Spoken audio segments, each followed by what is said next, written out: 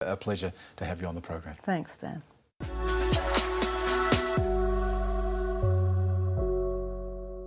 So let's look a bit more widely at this question of the disconnect in our politics and what can be done about it. Phil Donato is a New South Wales MP for the electorate of Orange and a member of the Shooters, Fishers and Farmers Party.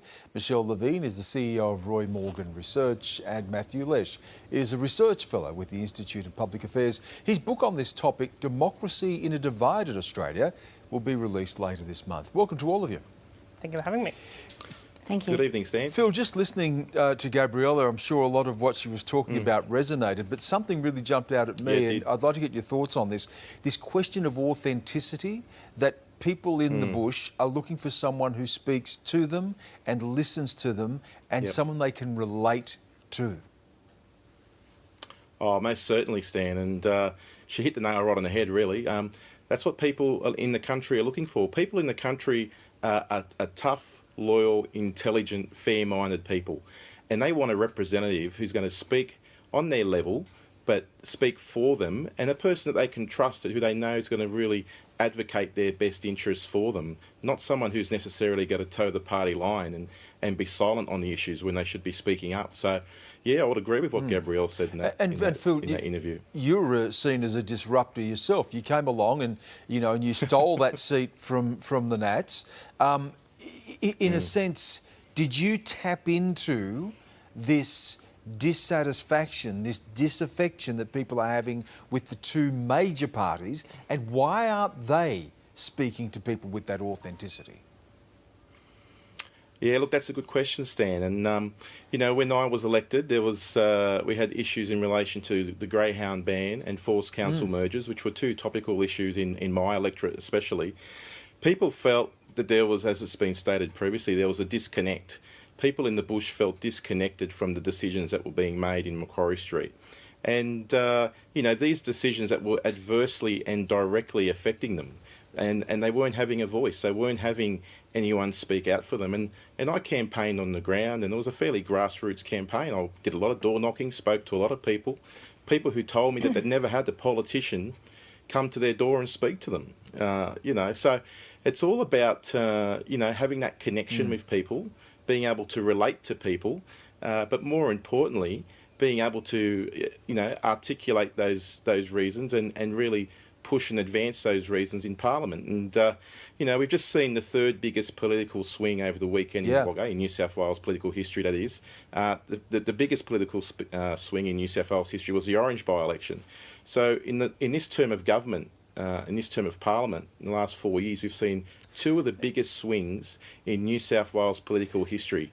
Matthew, you're looking at this divide and our democracy right now, and you make a distinction, and it draws on something we've seen elsewhere. I know in the UK, David Goodhart, the political writer, has talked about somewheres and anywheres, the somewheres from the rural area more broadly and the urban anywheres. You call them inners and outers. How is our country being divided between those who are seen as being citizens of the world, if you like, and those maybe in rural areas that are very much rooted in a sense of place?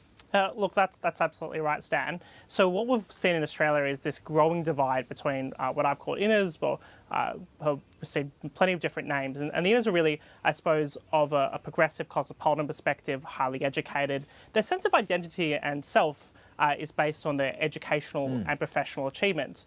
And then you contrast that to outers, so outers who are more likely to live in the outer suburbs of our cities or perhaps in regional Australia, are people whose identity is based upon their family, their community, where they happen to belong and the nation on which they are part of. And I think a lot of what we've seen in recent political history is a real disconnect between these two groups that overlap Australian society and the political parties. And really, the outers group is becoming extremely frustrated and disconnected. We are in a state of crisis when it comes to faith in Australia's political institutions and our political leaders. Something like less than a third of Australians are satisfied with the way democracy is working. There was a poll out this week in the context of the change of leadership that found almost 2/3 do not think government is functioning effectively. And I think that's really driven by this substantial disconnect between people who are in the inners tribe, who are more likely to dominate the major institutions in Australia, be it politics or the bureaucracy or even much of corporate Australia and the media, and the people who are, I suppose, in a larger number who feel disconnected from the decisions that they make. And they're casting about for where to put their vote. Michele, do you see it in those stark terms, that there are inners and outers? And do you see us following a trend that we may have seen in the United States, in the UK and other parts of the world, where you are seeing a real political divide that is upending politics as usual? Yes, I think it's not only a political divide, it's actually a socio-economic divide, it's an age divide, it's a kind of haves and have-nots divide. Can I just come in there, Michele? Do we see that as starkly as we see in other countries? Because we often talk about the social safety net in Australia, which is greater than a lot of other countries that may cushion the blow when it comes to that inequality. Is it as evident here as it is elsewhere? Do you know what? These things are all relative. I don't think people living in the country here are struggling like they may be in India. But there's definitely a huge relativity, there's a huge difference between the two. But in terms of listening and understanding and really hearing what people outside the capital cities are saying, I'm reminded that Roy Morgan, when he started surveying people, said he did that because if he didn't survey people and ask them what they thought on everything, then he would have politicians and journalists claiming to speak for those people.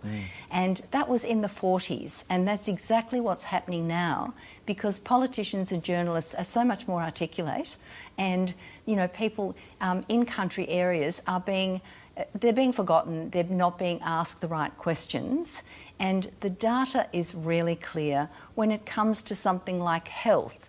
The real pockets of pain are not in the cities, they're in the countries. When it comes to unemployment, it's the country areas. When it comes to wealth, the wealth is in the cities. When it comes to technology inclusion, on every measure that you could conceivably imagine, these people, on average, are being left behind. Phil, when someone votes for you or Joe McGurr on the weekend in Wagga, are they registering, as Gabrielle touched on before, a protest vote? They're shaking their fist at the political establishment. That's one thing. But are they going to get an answer to their problems? Can you deliver the results that they need that a major party in government would be able to do? Oh, most certainly. I mean, look at the drought's a typical classic example. I was talking about drought in the New South Wales Parliament since November of last year. The government didn't want to know a bar about it, didn't even start talking about drought until at least May this year. And we were calling on freight subsidies, for the government to introduce freight subsidies, because the farmers that I was speaking to were loud and clearly stating to me that that was probably the best way the government could intervene and assist them. And the government for a long time desisted from introducing the freight subsidies. So they eventually folded on that. We've seen things just recently, like the marine parks, the lockouts for the fishing, recreational fishing, and it looks like the government's got to fold on that. So we can certainly hold the government to account on a number of issues. And that's what the value of independence, or people like myself from small minor parties, we can really hold the government of the day accountable, and we can speak freely and we can speak for our constituents. Matthew, one of the things you point out in your book is that there has been, in a sense, it's a pox on both their houses. The two major parties are complicit in this, the media is complicit in this as well, and not seeing what people are actually seeing. You touch on a couple of things. You say we're getting older, we're not saving enough, and there are real problems with our economy, and nothing is being done about these issues. Why are we seeing that disconnect if you're able to pick up on those problems? If people are registering their vote, a protest vote against the major parties, what's wrong with our political systems that the major parties are not seeing it, and frankly the media is often not seeing it?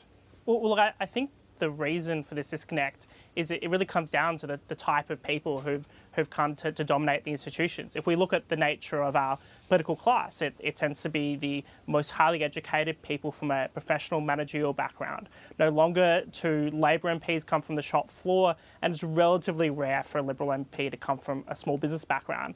What that means in practice is that they don't have a wider understanding of the nature of people's concerns and the lives that they lead. And that really creates this substantial misunderstanding, I think, between the political class and the public at large. And I think really an important way to think about this is really even beyond individual policy to policy. Thinking about the kind of institutional reform and we need to have in order to start appreciating that our society has a multitude of different views.